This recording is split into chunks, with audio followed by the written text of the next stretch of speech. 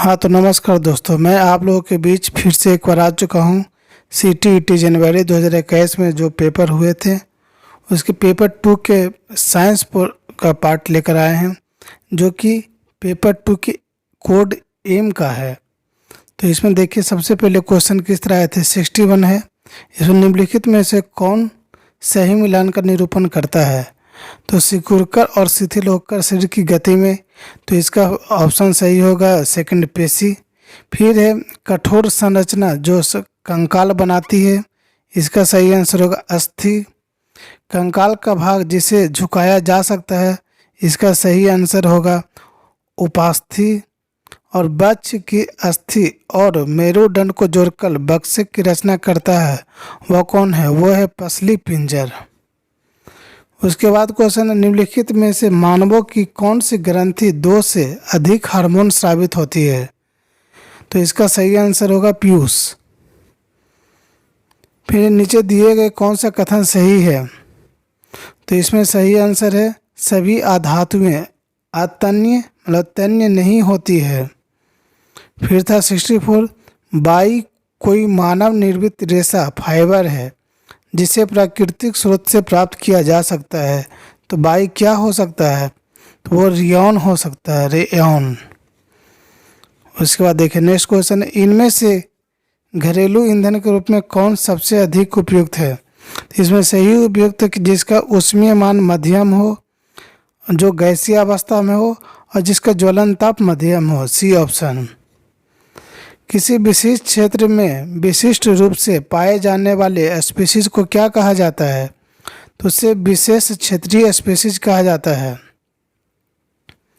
Question number 67, धातु X धातु वायु को उसके लवण विलयन से विस्थापित कर देती है, परंतु धातु Z को उसके लवण विलयन से विस्थापित करने योग्य नहीं है।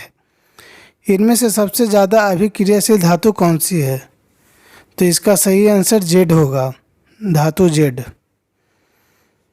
फिर किसी बिंब से प्रकाश किरणें किसी पृष्ठ पर गिरती है तथा पूर्णतः विसरित ढंग से प्रवर्तित हो जाती है। आप इस बिंब के प्रतिबिंब की प्रकृति के बारे में क्या कह सकते हैं। तो इसका सही कोई प्रतिबिंब नहीं बनेगा।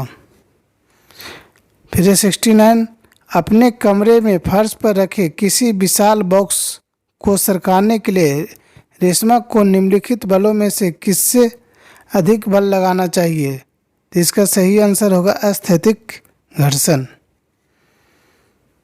फिर निम्नलिखित में से सही कथन की पहचान कीजिए।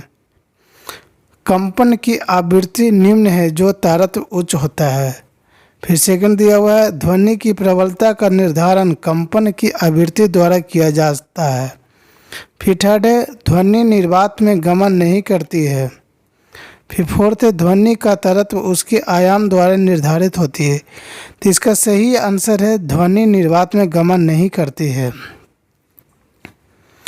फिर 71, नीचे दिया गया कौन सा समुच्चय ऐसे द्रव्यों को समाविष्ट करता है जो विद्युत के हीन चालक हैं। तो इस हीन चालक मतलब होगा जो सबसे कम चालक हो, मतलब कुचालक। तो इसका सही आंसर है शैम्पू, वनस्पति तेल और आसुत जल। आसुत जल मतलब होता है D2O। नीचे दिए गए कौन सा समुच्चय रासायनिक परिवर्तनों को समाविष्ट करता है। तो इसका सही आंसर होगा लोहे को जंग लगना, कागज का जलना और भोजन का पाचन। यह परिवर्तन रासायनिक परिवर्तन होता है। फिर नीना किराने की कुछ वस्तुएं खरीदने के लिए साइकिल से बाजार जा रही थी। बाजार उसके घर से 4 किलोमीटर दूर है। उसने पहले 10 मिनट 12 किलोमीटर प्रति घंटे की चाल से गमन किया। उस रास्ते में उसकी मित्र निखत मिलती है जिससे वह रुककर 15 मिनट बातचीत करती है। इसके पश्चात वह अपना यात्रा 8 किलोमीटर प्रति घंटे की चाल से फिर आराम करती है। उसकी यात्रा की औसत चाल क्या होगी। तो इसका सोल्व करने पर 6 किलोमीटर पर आवर आता है। फिर लवण और जल के मिश्रण को पृथक करने की प्रक्रिया में निम्नलिखित में से कौन सा सहायक नहीं होगा। तो वो आसवन विधि सहायक नहीं होगा। नीचे दिए गए प्रकाश के कौन से गुण धर्मों का उपयोग छाया बनने की परिघटना की व्याख्या के लिए किया जा सकता है। फर्स्ट है, प्रकाश सरल रेखा में गमन करता है। प्रकाश उच्च चाल से गमन करता है।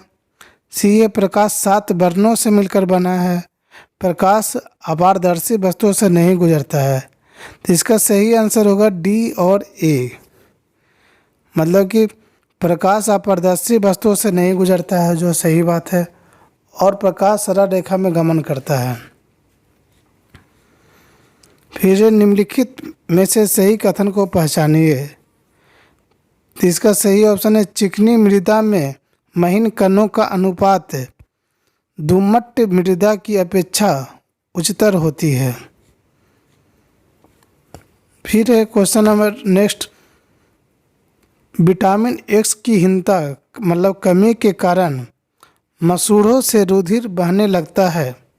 यह विटामिन खनिज वाई के अवशोषण के लिए आवश्यक है तथा एक्स भोजन जेड में पाया जाता है।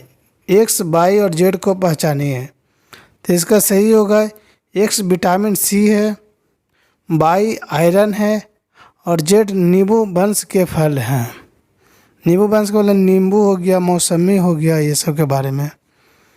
फिर 78, निम्नलिखित कथन में से कौन सा विज्ञान की प्रकृति का सबसे अच्छा वर्णन करता है।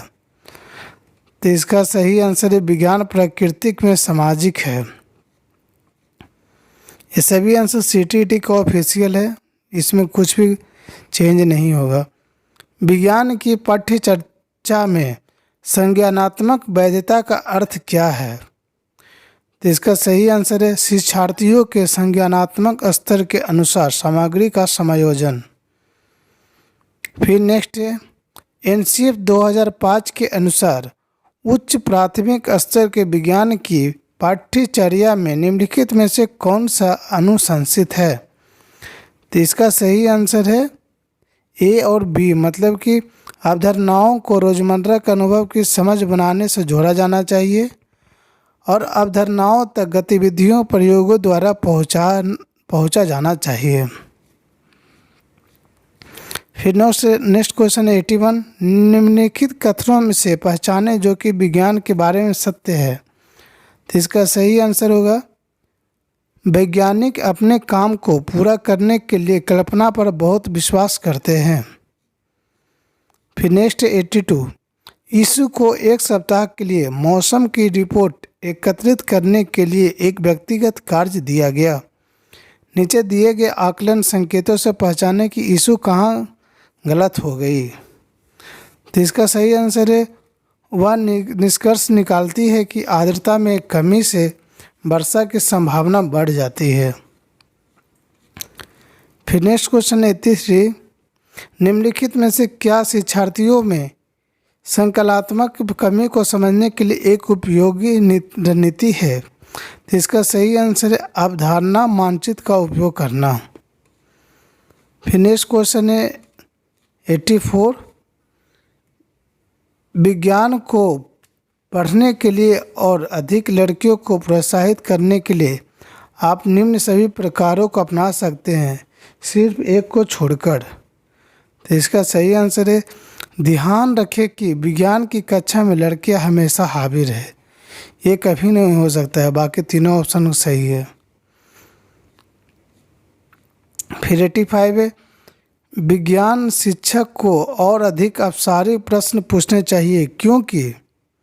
इसका सही आंसर है ACD, मतलब कि यह गहन सोच को प्रोत्साहित और विकसित करता है, यह सोचने की युक्तियों को विकसित करता है और वह शिक्षार्थियों में सृजनात्मक व्यवहार के आकलन में सहायता करता है। फिर 86 से, कक्षा में प्रदर्शनों को उपयोग मुख्य रूप से शिक्षार्थियों को शामिल करता है, दृश्य और श्रवण सीखना। फिर नेक्स्ट, घनत्व की अवधारणा के शिक्षण के लिए जांच उपागम का उपयोग करके अपने विज्ञान कक्षा के लिए नियोजन का क्रम दें। तो इसका सही आंसर होगा, शिक्षार्थियों को विभिन्न वस्तुओं के साथ टब में पानी के साथ खेलने का अवसर देना। फिर शिक्षार्थियों को तैरने और डूबने वाली वस्तुओं के बीच संबंध निर्धारित करने का अवसर देना फिर अगर लास्ट में हो जाएगा, शिक्षार्थियों को एक छोटी नाव डिजाइन करने के लिए कहें जो 1 किलोग्राम वजन ले जा सके। फिर नेक्स्ट क्वेश्चन है 88, बाई कोई ऐसा पौधा है जिसमें क्लोरोफिल हरित लवक नहीं होता है, बाई क्या हो सकता है? तो वो होता है कसकुट्टा अमर, मतलब अमर बेल का जो पौधा होता है उसमें हरित लवक नहीं होता है। फिर 89 है, नीचे दिए गए कौन सा कथन सही है? तो इसका सही कथन है बृहदान्त्र क्षुद्रात्र की अपेक्षा चौड़ी तथा छोटी होती है। फिर नेक्स्ट क्वेश्चन है रेशम कीट के जीवन चक्र और रेशम फाइबर के उत्पादन के संबंध में कौन सा कथन सही नहीं है?